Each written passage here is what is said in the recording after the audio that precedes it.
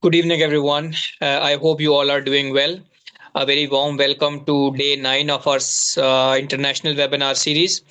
It's my pleasure to introduce today's distinguished speaker, Ms. Jana Bulkin, who is a highly respected business coach, transformation strategist, and thought leader from Germany with extensive guiding organizations through complex change. She brings a unique perspective on how strategic transformation can help us address some of the most pressing challenges of our time. Today, she will be leading us into a critical and timely discussion on the intersection of climate change and public health, an area where her expertise in sustainable strategy and systems thinking offer powerful insights. So please join me in giving a warm welcome to Ms. Jana Bulkin as she shares her vision on how we can build healthier, more resilient communities in a rapidly changing world. Over to you, ma'am. And thank you so much once again for joining today's session. Yeah, thank you so much also for this invitation. And it's really an honor to be here and happy to present my talks about the day number 9, climate change and public health. And dear participants, it's really wonderful to be here with you on day 9 of this 15-day journey you are going through. Use of climate action, global perspective, local solutions. Over the last days, you have divided into climate justice, youth leadership, green technology, migration, biodiversity, sustainable cities, and the road from COP29 to COP30. Today, we zoom in one of the topics to go straight to the heart of why all this matter, and also even based on my expertise to combine all the topics and the talks, also thanks to this nice introduction of myself. What does climate change mean for our health, for your bodies, for our bodies, our families, and our communities? Because if climate policies doesn't show up in the hospital, in the classroom, in the air we breathe, or the water we drink, then it has not gone far enough, in my opinion. So let's move on and be invited to explore my journey or my topics I want to share with you, a very important one. So let's just move on to the next slide, please. And to where I want just invite you as a first simple step. I would like to ask you to close your eyes for a moment, just for a few seconds, and think of a person you care about deeply, a younger sibling, a grandparent, a friend, maybe a future child you imagine. Now imagine in their life 20 or 30 years from now. What kind of air will they breathe? What kind of heat will their body have to endure in summer? Will the water coming from the tap be safe to drink? Will the health system in their country be strong enough to protect them from new diseases and extreme weather? Just take a silent moment on this. You can open your eyes again. This is what today is about. Climate change is not only about parts per million of CO2, it is about the right to be healthy life. For that person you just talked of, and for millions of others you will never meet. When we move on with our presentation now, coming to the next slide, please. When many people hear climate change, they will picture melting glaciers or polar bears on ice floes. But for public health, climate change is not distant and is not abstract. The World Health Organization calls climate change the greatest threat to global health in the 22nd century. Between 2030 and 2050, they estimate around hundreds of thousands of additional deaths every year from malnutrition, malaria, diarrhea, heat stress alone. And that is conservative estimate. We see this in real life. Heat waves cause dehydration, kidney failure, heart problems. They kill quietly, especially among the elderly, outdoor workers, and people without cooling. Floods and storms destroy clinics and hospitals, contaminate drinking water, and create ideal conditions for dire diseases. Air pollution from burning fossil fuels inflames lungs and hearts, contributing to millions of premature deaths every year. Changing temperature and rainfall patterns allow mosquitoes carrying diseases like dengue or malaria to spread into new areas. And then there is the mental health dimension. Eco-anxiety, trauma after disasters, the stress of losing homes, livelihoods, or the land your family has lived on for generations. So when we talk about sustainable development goal number 3, for example, ensure healthy lives and promote well-being for all ages, we cannot separate it from what is happening in our climate.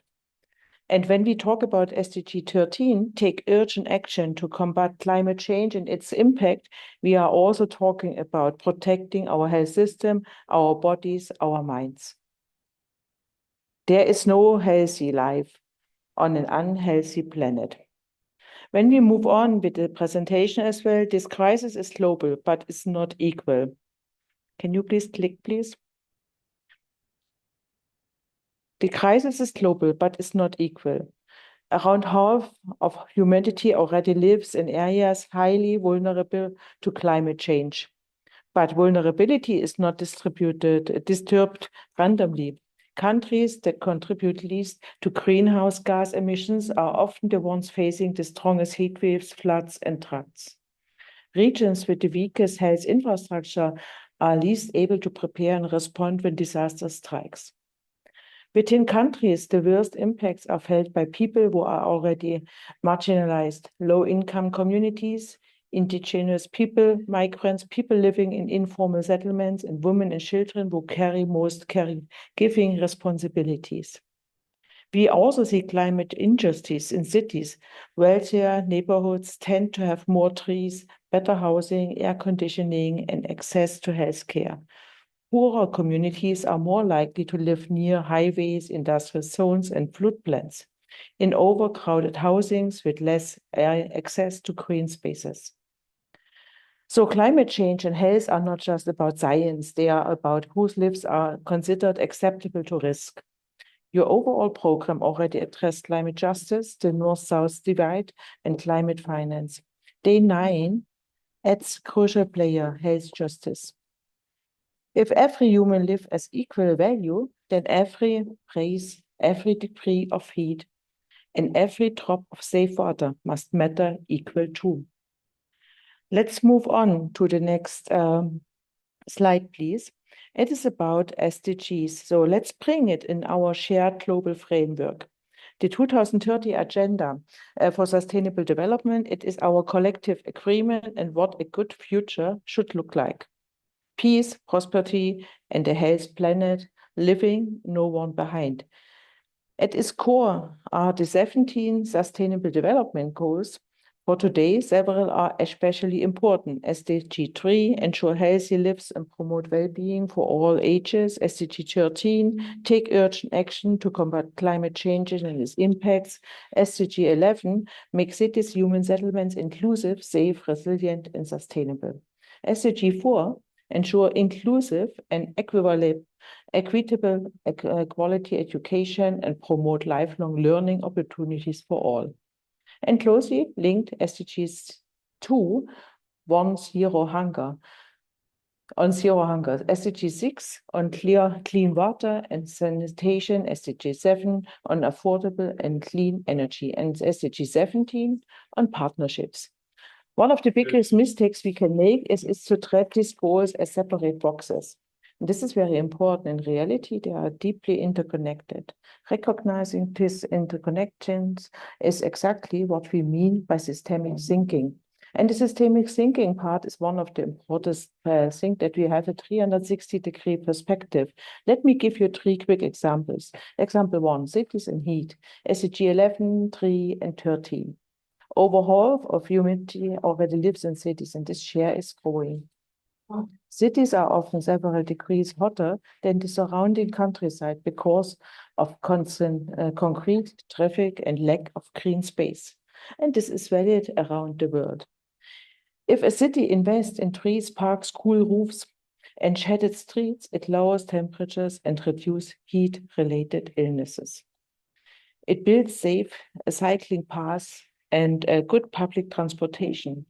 It cuts air pollution and encourages physical activity. And this is so important that we act physically, that we move our bodies, that we take sports activities, and we all love to walk the street around and take a bicycle or something else.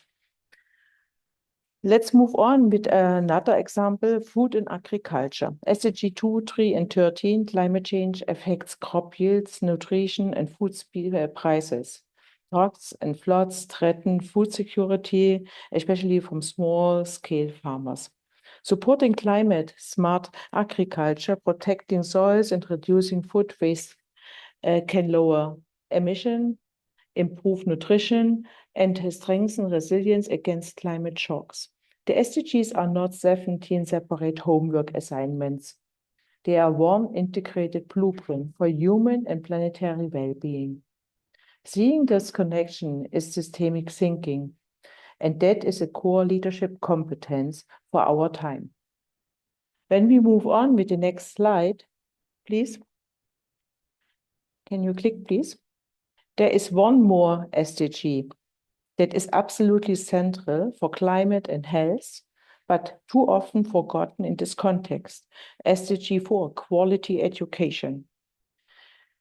There is one, we usually think of education as a path to jobs, but in climate crisis, education is also a health intervention and an economic survival strategy.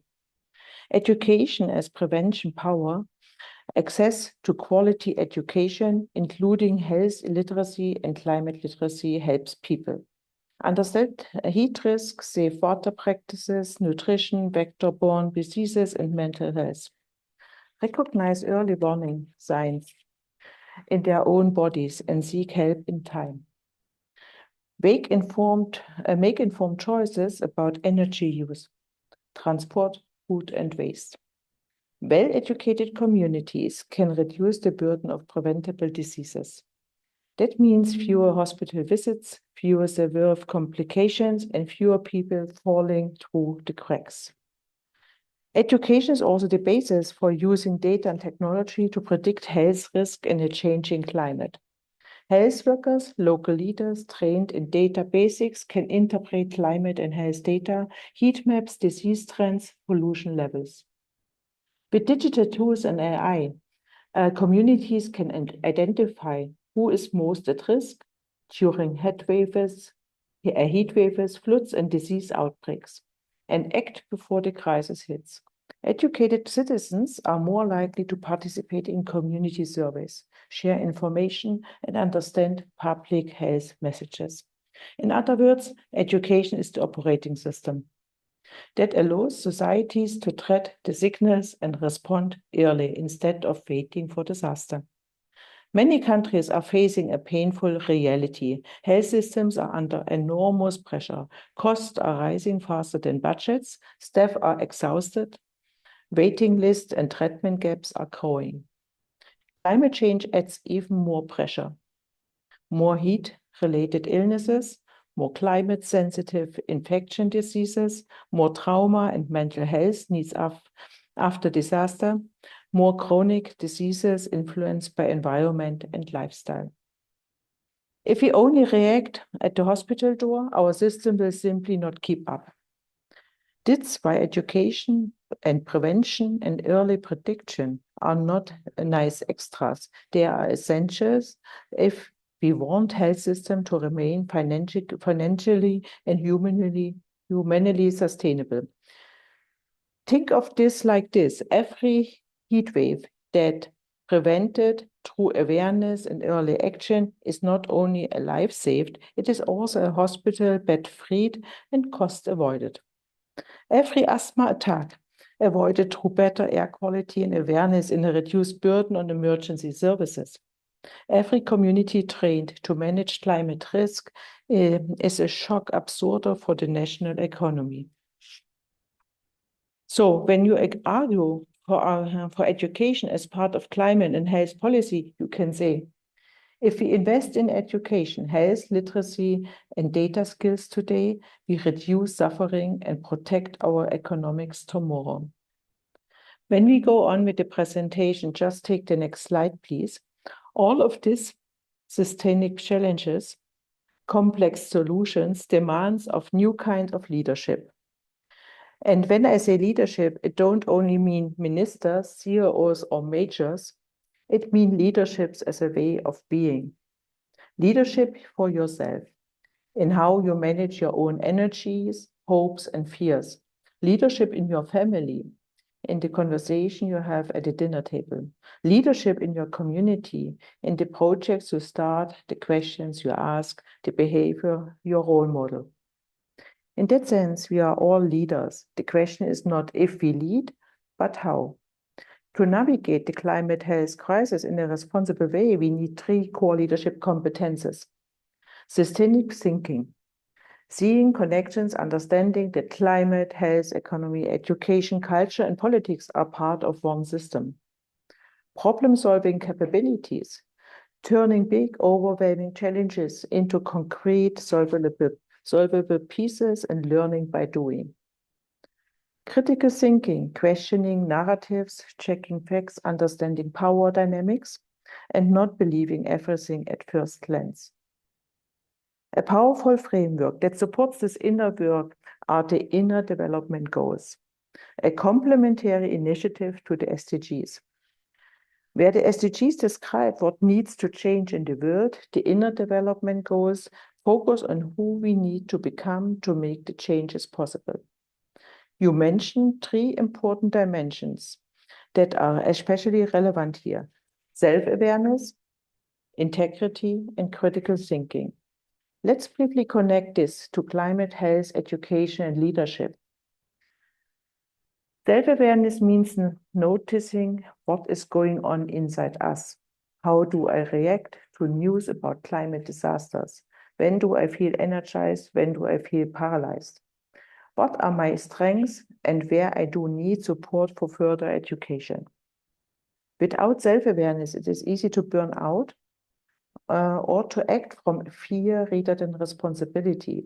With self-awareness, we can take care of ourselves as we care to others.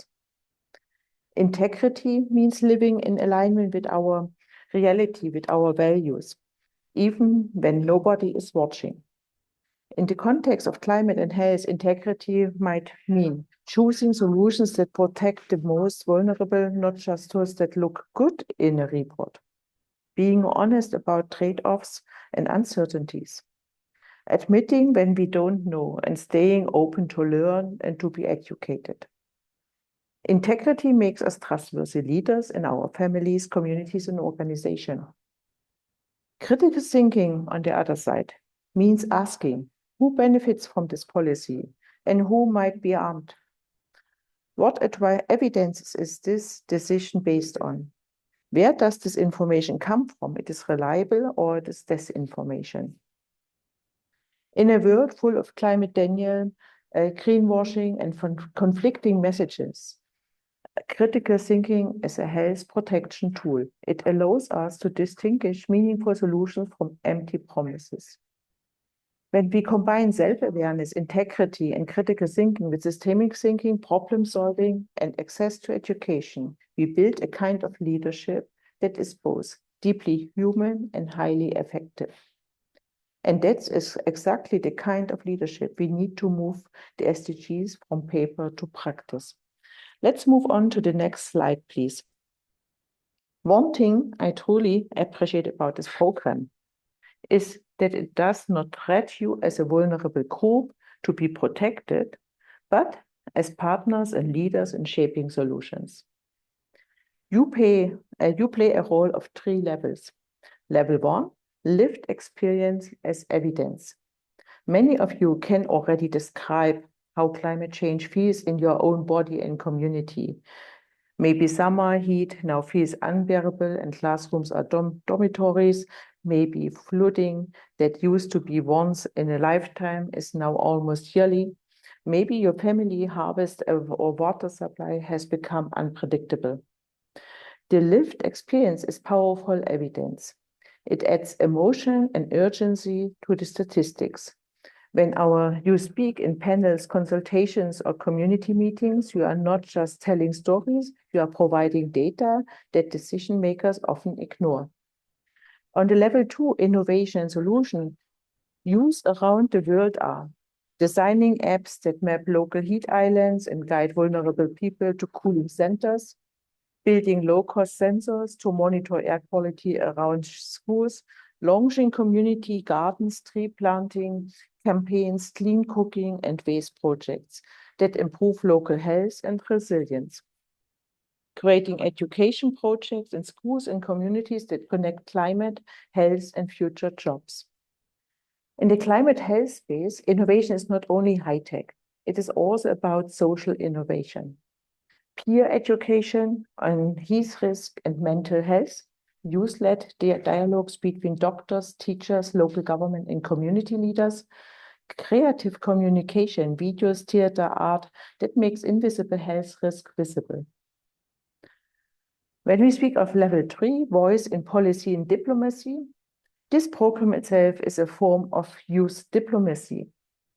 Your program, you are here from different regions and backgrounds. You are discussing solutions and policy proposals. You are co-authoring a youth-led Global Climate Pact 2025 that will speak to governments, embassies, universities, and international organizations. That is exactly what SDG 17, Partnerships for the Goals, looks like in practice. And your inner development, your self-awareness, integrity, critical thinking, and systemic perspective will decide how you use that influence. Let's move to the next slide. Let me now offer 3 mindset shifts to you. You can carry into your group work your questions today and into the Youth Climate Pact. Shift 1, from climate is expensive to climate and education save lives and money. This is the important shift. If we speak always about costs, this will not change something because we have always to save costs. Yeah, we have to move on for what we are doing. The famous why is in every life important. You will often hear that strong climate policies and education reforms are too expensive or bad for growth. But the health damage from climate change is pollution and lack of education already costs enormous amounts of money and human suffering. So when you argue for stronger actions, you can say clearly, we are not just asking you to protect the climate, we are asking you to reduce hospitals admissions, prevent premature deaths, and protect our economics by investing in education and prevention. Shift 2, from reacting to disasters to building resilient learning systems. Most funding still goes into emergency responses after people are already hurted. We need to shift towards preparedness, resilience, and learning. Climate resilience health system that can operate during floods, storms, and heat waves.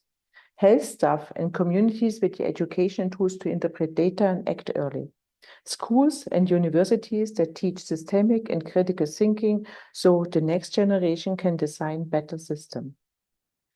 This is where problem-solving capabilities are crucial, breaking down a complex risk landscape into concrete practical steps that a community, a city, or a ministry can actually take, and also even report and showcase what has happened already. This is the part of transparency. Shift 3, when we move from silos thinking to integrated people-centered policies. This is also an important shift. Finally, we need to abandon the idea that climate is only the environmental ministry's job. Health is only the health minister's job. And education is only the education minister's job. No, every major decision on transport, housing, energy, agriculture, industry, school, curriculum has climate and health consequences. You can be the ones to ask with systemic and critical thinking. If we build this new highway, what happens to air quality, noise levels, and nearby schools? Or if we subsidize fossil fuels, what does it mean for asthma rates and health budgets? If we update national curricula, how do we integrate climate health and digital literacy so young people can predict and prevent risk?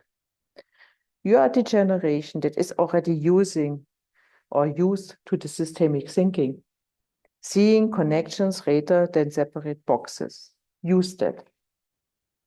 So let's move on to the next slide. And I would like to give you some some questions or to support your group reflection and the drafting of recommendations for Youth Climate Pact. Here are some ideas for the local realities. What are the most visible climate-related health impact where you live? Who is most affected and whose stories are not being heard? From gaps in levers, where are the biggest weaknesses in your health system or local governance in dealing with heat waves, floods, air pollution, or new diseases? What youth-led or community-based initiatives already exist to tackle climate, health, and education?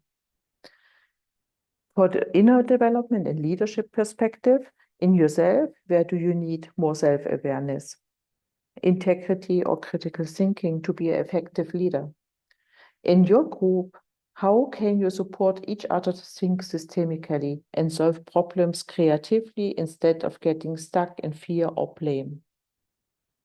From an education perspective, and take education as a key, what kind of education, health literacy is missing in your schools, universities, or communities?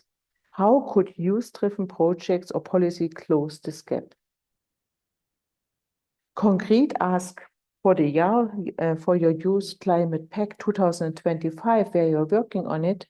Which 3 to 5 specific measures should governments and international organizations commit to on climate health and education? How can you phrase them in a way that is concrete, measurable, and time-bounded? And by the way, this is a leadership skill as well. Let me close with this. When we look at the science, the rising deaths from heat, the spreading diseases, the billions of people living in climate vulnerability areas, it is easy to feel fear. But you are not starting from zero. You have the 2030 Agenda and the Paris Agreement as a mandate. They say clearly, the world has agreed to act. You have scientific evidences that shows exactly what is at stake, not in abstract, but in lives, in hospital beds, in children's lungs. You have education and the desire to learn, which is the strongest long-term protection we have. You have this 15 days international program, connecting you with peers and mentors across borders, giving you a platform to be heard. And you have the inner development goals as a compass for who you want to be while you act, self-aware, aligned with your values, and able to think critically in complex systems.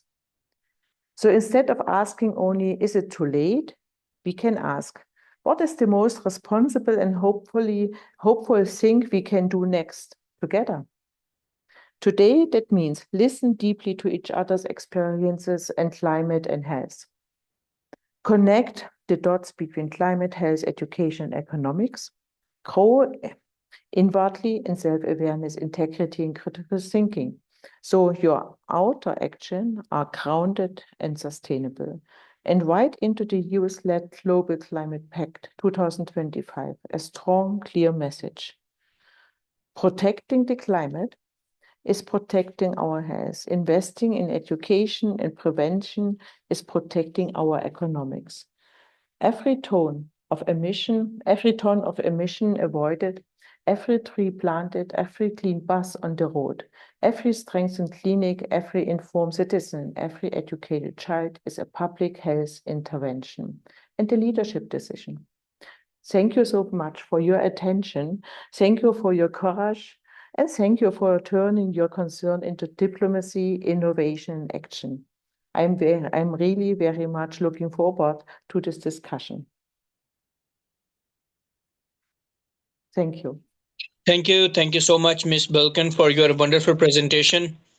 You You're explained in a welcome. very detail about public health and all different types, how we are affecting through the climate change. And definitely, health is very important. And we have the SDG as well, that's on good health and well-being. And you also talked about partnership for goals, SDG 17. So definitely, we are working on it. We try to practice. We try to implement as much as possible in our capacity.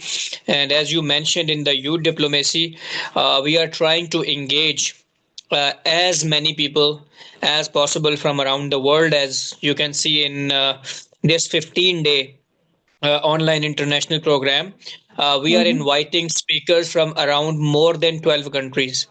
So more than Wonderful. 12 countries, the speakers from these countries, and these are the experts like you know, from the SDGs, and they are speaking every day. And the last day, you know, even in a seminar that's going to be held in Islamabad on 5th of December, we are Mm-hmm. inviting the diplomatic community. We have the diplomatic community who is going to attend our seminar, and they are our guests. So that's why even in that seminar, and you will be a part of it. I mean, on that day we will join through like Zoom meeting. All those who are not here, not in Islamabad, they will be joining us online, and you will see all the, you know, the closing ceremony and everything. So I mean, if you have time, you can join us on that day as well online. So we will create a Zoom link, and definitely we will be inviting all those interested. You know, we have the capacity of 100 people online at Zoom. So yeah, Mm-hmm. I mean, 100 people can join us. So we will try to engage all our speakers on that day. And also, if someone else would like to join and to see what's going on, they can also join. So once again, thank you so much for your wonderful presentation. It was really nice listening to you, and definitely it was very helpful for all of us. You know, it was very informative when it comes to healthcare, because you know, health matters for all. Even for us, we are young people, and you know, when we think about our upcoming generations after 50 years, 100 years, what will be the situation of this weather, what will be the situation of this climate, how things are going to change, what will be life for them, and how their health care will be at that time. So definitely these are the questions which need to be addressed from time to time. And also I would like to appreciate the role of Germany, especially, you know, we have seen recently that UN General Assembly president is from Germany. She was our German chancellor recently. Mm-hmm. So after, you know, now he is the she is, sorry, now she is the president of UNGA, General Assembly, and she is Yeah. leading all the discussions, and she is leading the assembly in the United Nations, and we are very happy to see that. And also, I mean, Germany is leading in many ways when it comes to sustainable development, or when we talk about the smart technologies, innovation, even in climate as well. So Germany is doing a great job, and I think this is the main or important thing, that we learn from the ideas and we can cooperate and we learn from each other so that we can grow. You know, because technology But I transfer think, and even data yeah. sharing is also very important, you know, for us as well. So thank you so much once again for your wonderful presentation. I'll be moving towards question and answer session. And yeah, so anyone else would like to ask any question, they can raise their hand, and they can open the mic and ask the question. Yes, Wasim, go ahead. So can you hear me? Yes. Yes, All yes. right, all right.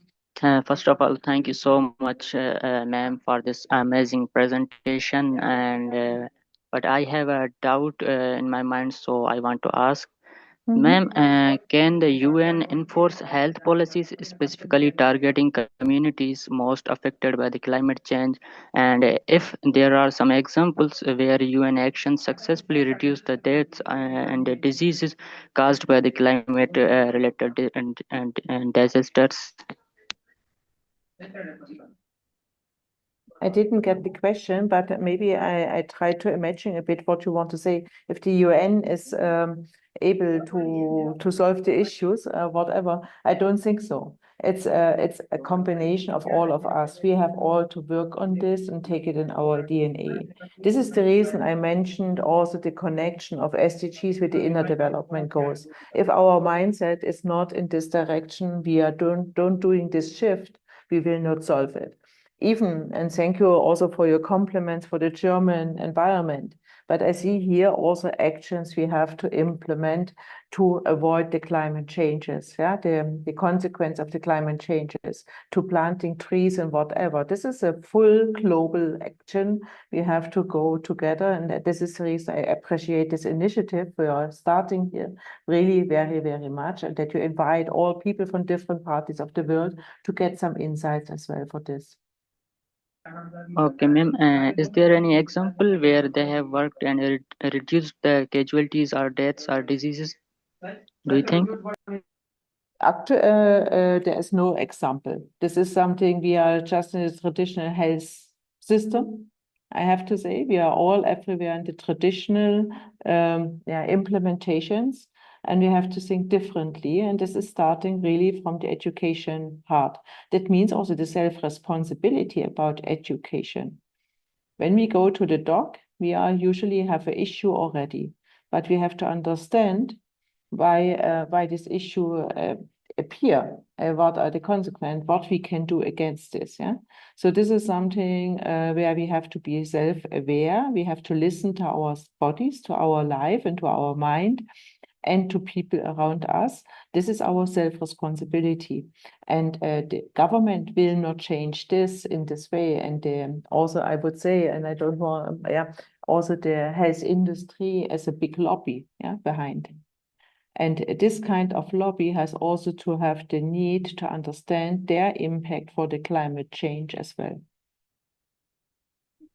All right. Sorry, Thank you it's so much. very high level. Sorry for that. It's not a concrete example, but you see it's a very complex topic also about when you make system thinking, who has which interest on which topic, and how to avoid that this interest becomes the winner.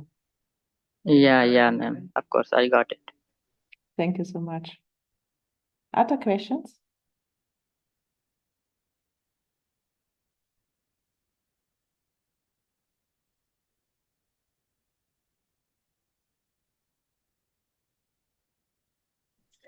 I think we don't have any other question, but I would like to, I would say just know about this S to be connected. Like, is this a platform? Is this a company? I would like to know more about it. And also, as the question was asked about the healthcare. So as I say that in UN, if we see, there is no such mechanism or enforcement body which can compel any country, any organization, any society, or which can forcefully enforce something. This is not possible because even though if we see the UN resolutions or these kind of things, they are not binding on any state. It is voluntary. So it's up to a state, it's up to a government whether they are following that or not. And if they do so, I mean, it's a good country. So it's all about voluntary efforts, whatever the countries are doing. Also, when it comes to good health and well-being, it is, yes, indeed, it is one of the SDG, but it is mainly dealt by WHO. That's a World Health Organization. So WHO deals with that, not just as you can say UN as a governing body oversee all this, but healthcare, the matters of all that, their funding, vaccines, and everything, and even for the developing countries and whatsoever. So all this is deal, or you can say managed by WHO, that is World Health Organization. So they are dealing with health matters and all that. So definitely it is a challenge for all of us because every country has their own geography, their economy, their culture, their social norms. So definitely it varies.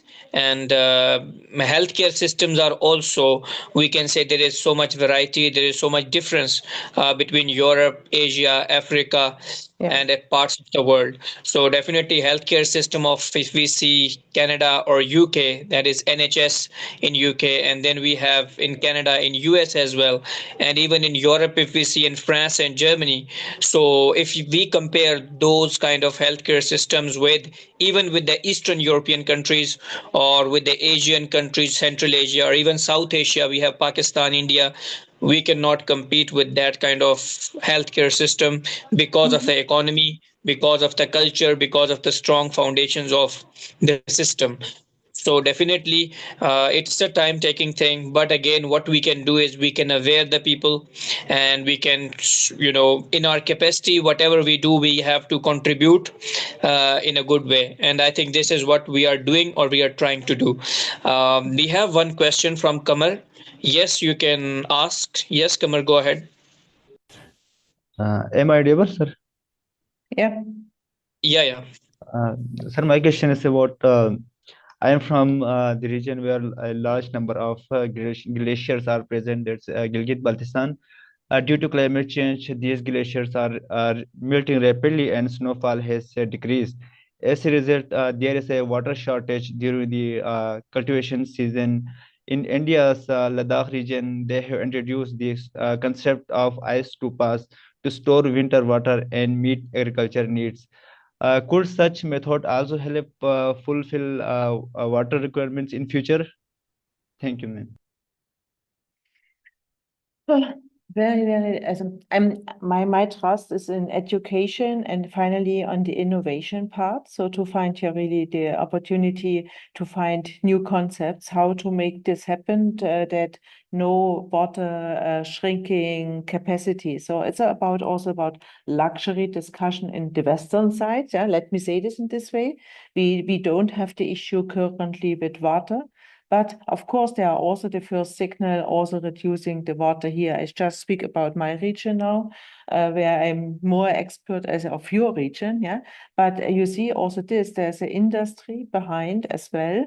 So we need to improve that we get accelerator programs, that this innovation get be forced, that the universities get the money for this, that innovation can be move on with this SDGs. Let me say SDG could be a nice framework to implement the why for what we are doing, to prove each activity against this rules, yeah.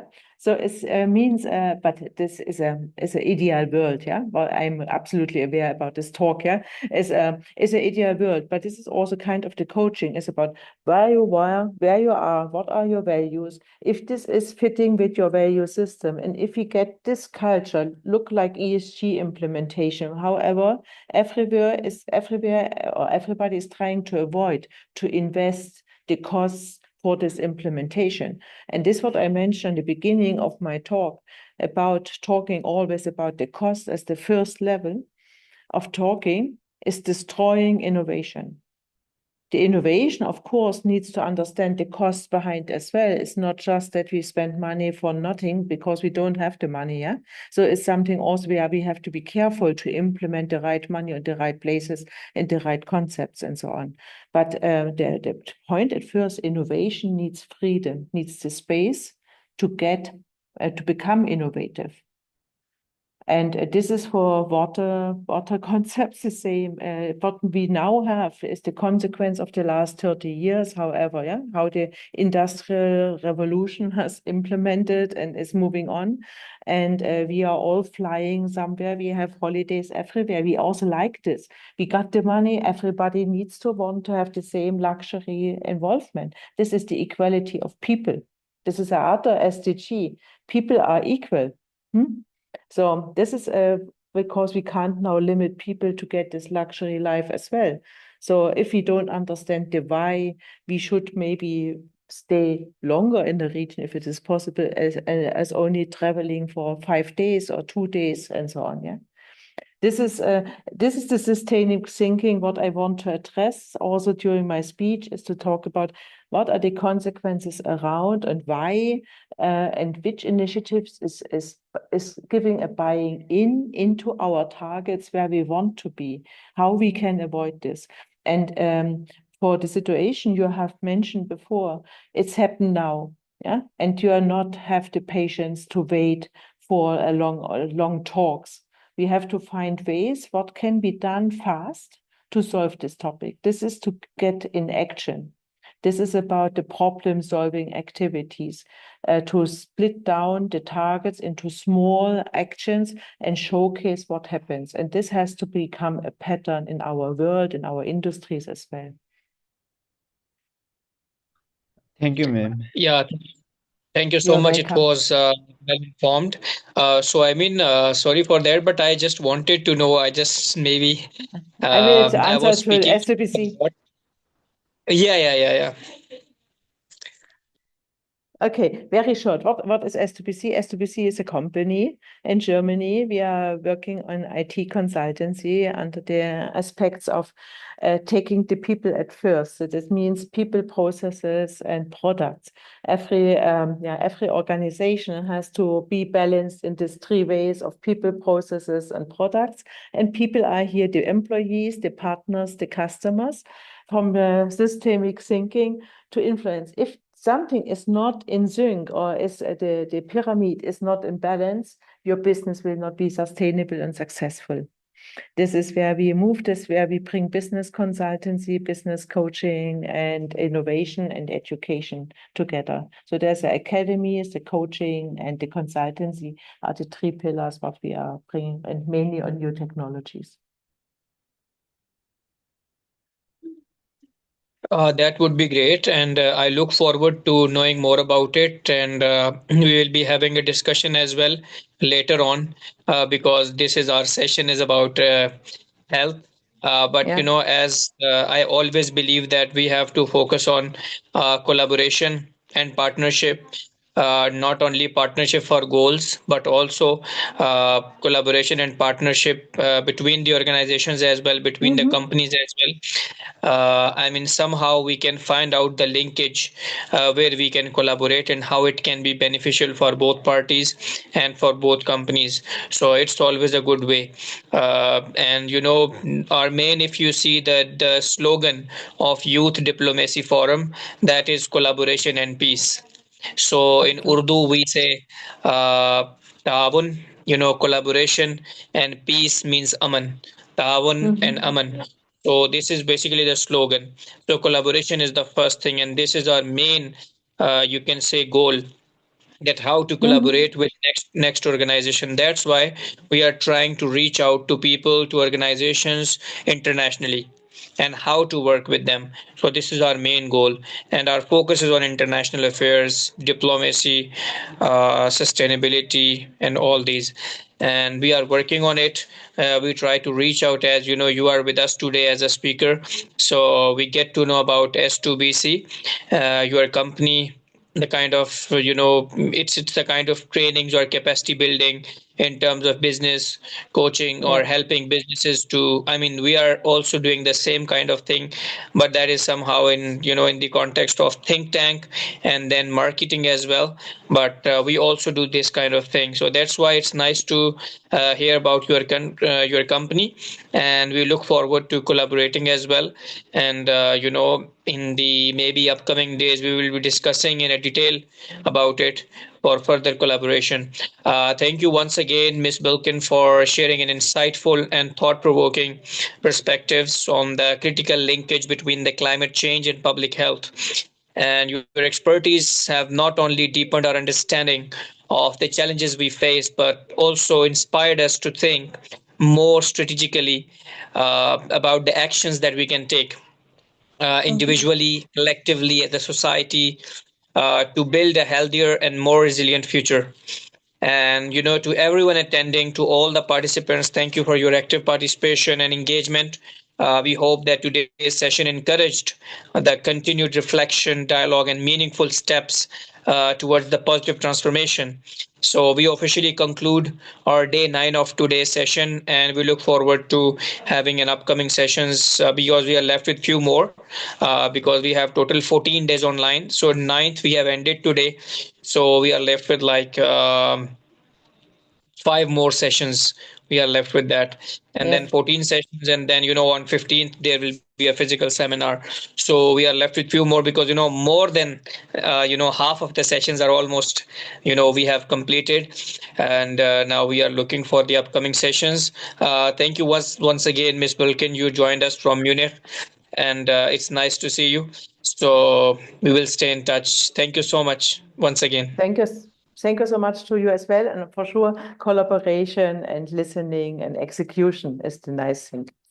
Wonderful. Thank you so much. Thank you so much. Thank you. Thank you. Ciao. Bye. Ciao.